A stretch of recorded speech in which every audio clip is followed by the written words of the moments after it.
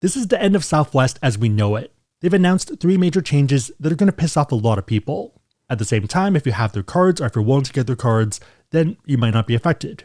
Big favor before we dive in is to hit the like buttons, help with the algorithm. If you know someone that's affected and this would help, then share this with them.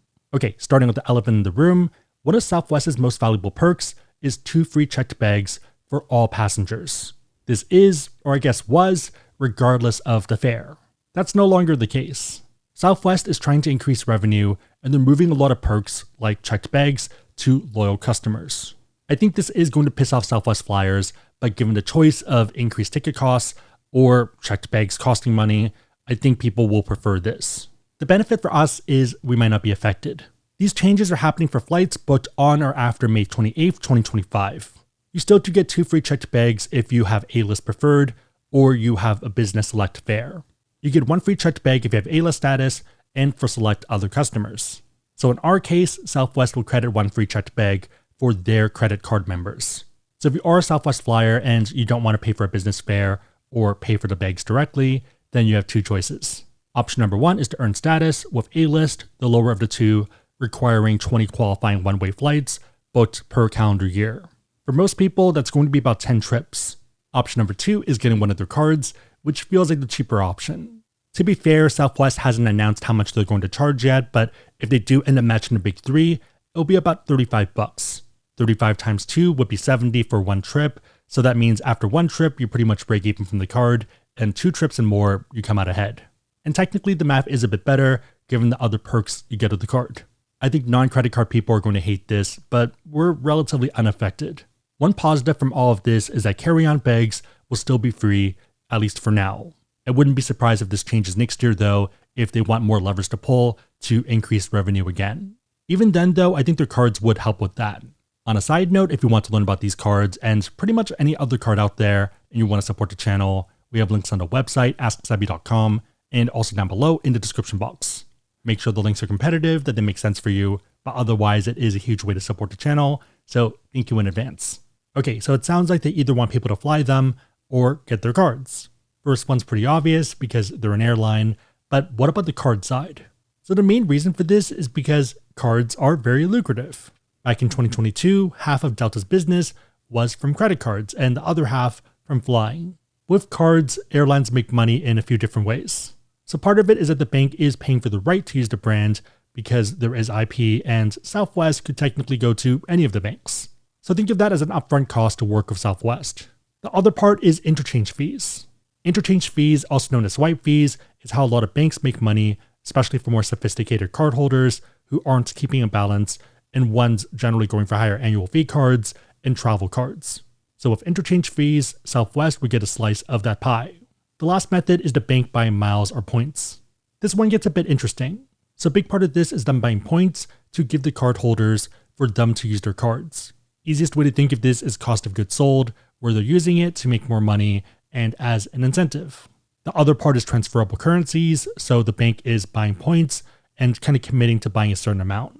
So the points they're buying are technically value towards future flights, so they're pre-buying flights and then using that for future things. Southwest wins because they're locking in that sale and they have money in the bank, and then the bank has to deal with the points afterwards, and they generally buy it for a bit of a discount. And the bank itself has a few different levers, so they could get rid of the points by having better intro bonuses, by having transfer offers, or other promotions. But yeah, that's why for Southwest, they want to get their card into your wallet, and free checked bags is a pretty good way to do that. Beyond making more money, they're also trying to cut costs. So one thing that sucks is layoffs, but it does tie into why they lost money. Historically, Southwest hasn't done layoffs, and this is the first time, so it did come as a surprise to everyone. The belief is that the new changes are being driven by Elliott Investment Management, which is an activist hedge fund that owns 11% of Southwest. To be fair, there were fundamental issues, so if you look at Q1 of 2024, there's a lot of red. They also had a net loss of $231 million, so that's a lot of money. For Q2 of 2024, still a ton of red, which is not great, and same for Q3 of 2024, just a ton of red. For Q4, it finally got better, but that's still 1 of 4.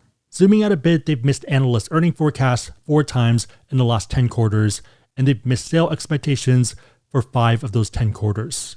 One of the main issues for the initial loss in Q1 is increased labor costs and also delays from Boeing.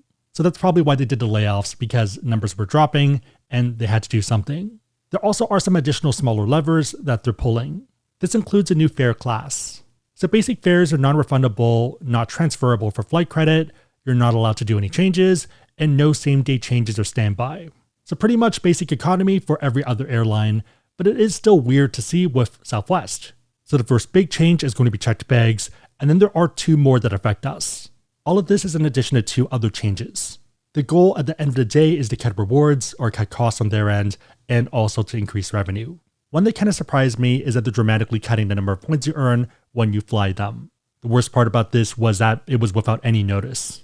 For the Wanna Getaway fares, you were previously earning 6x and now it's only 2x. Wanna Getaway Plus is going from 8x to 6x, Anytime is still 10x, and then Business Select is going from 12x up to 14x. As you can tell, they want people to book business because that's higher margin. Long term, that's going to make sense when they add premium seating with extra legroom. This makes sense, and if you compare it to other airlines, this is the bread and butter and how they make money. For now though, the seats are still the same, so it does feel a bit like a cash grab targeted towards consultants. So for a lot of people that travel for work, if it's not their business, if they're just an employee, then they're not really incentivized to save money because it doesn't matter. If anything, a lot of people here end up maximizing the per diem, so if they have a $50 credit or $75 or $80, they're going to try to use the full thing. And to be fair, that makes sense. If the partner's pocketing $1 million, then you can spend an extra 20 on food. At the same time, you're incentivized to spend more money because you're getting more points. Some brands are pretty smart with this and have capitalized. So for example, let's say work sends you to Salt Lake for a conference and your budget is $250 per night. The standard all-in room for the Marriott Conference Center one is $193. They also do have a special rate, which is a bit more expensive, but you get extra bonus points. So for this one, it's $196, $3 more, and you get 3,500 points, which almost feels like a mistake because it feels a bit too good, and normally it's like $30 more, and you're kind of buying points at 1 cent per point. So probably a bad example. This one might make sense, but for a lot of the other ones, you're kind of paying extra money to get more points in your pocket, and work is picking up the tab. Yeah, key takeaway being that Southwest seats are pretty much exactly the same right now, but consultants don't mind paying more to get more points. The other one is pretty sneaky, at least to me, and that's going to be the Southwest flight credit. So one of the big benefits of Southwest is if you cancel a flight, they give you a flight credit to use in the future. Unlike some other airlines, this is without penalty, so they're not charging you $75 for your next flight. Back in 2022, they made it so that the credits didn't expire. Starting for tickets issued May 28, 2025, credits will expire 1 year from issuance.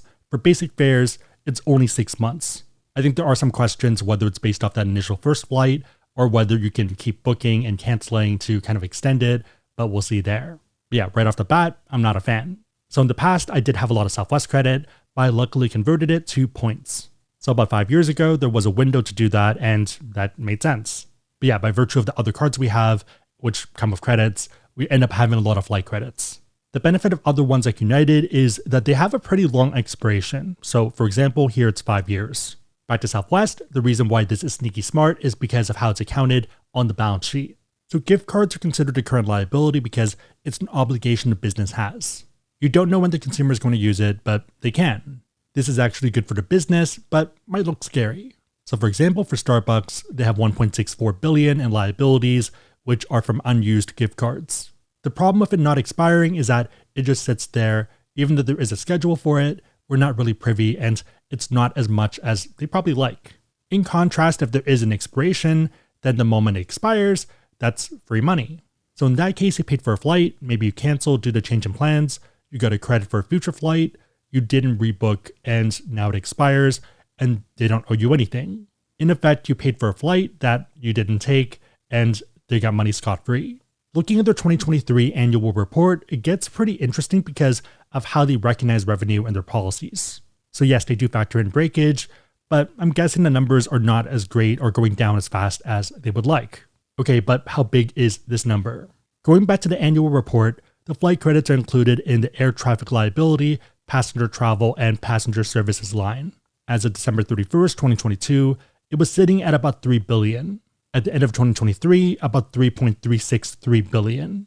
So a pretty big number, and it has been going up. And even with the change, it's not going to be fully going away because it is a floating balance, but I do expect it to go down.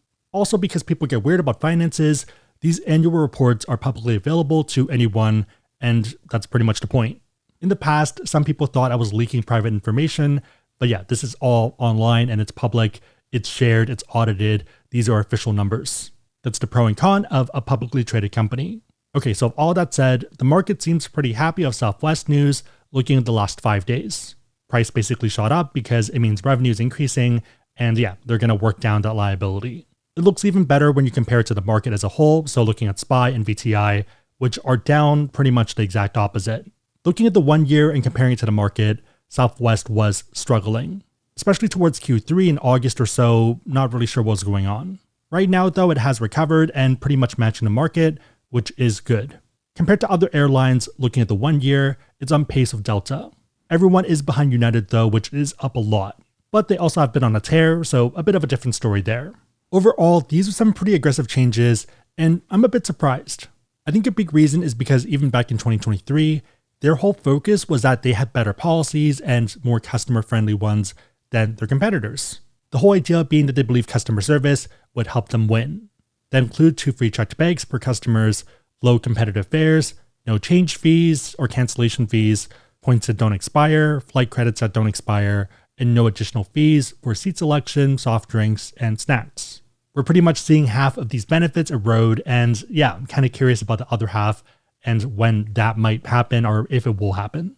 I'm guessing it does, and it's going to be the frog in water thing where they don't want to turn it on too hot, otherwise too many people are going to be angry. So in a lot of ways, Southwest as we know it is gone. Like other airlines, you pretty much need to get one of their cards to get the benefits of status. I obviously don't mind it given the cards I have, and I don't mind having a ton, but I know a lot of people that do, and it's going to get interesting. But I guess the other option is switching to other airlines that already do this, and then I feel like a lot of people that do like Southwest don't really have as many choices because Southwest does have a pretty strong network mid-country. But yeah, super curious what you think.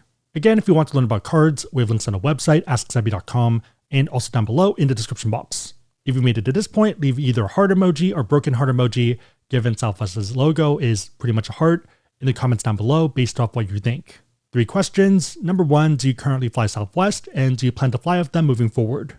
Number 2, would you get one of the Southwest cards for the benefits? And finally, more of an opinion one, but do you think it was necessary for them to do these changes, given their finances, or do you think they could have done something else? So on one hand, people are arguing that it's greedy, and then on the other hand, it felt like they were in trouble and needed to do something.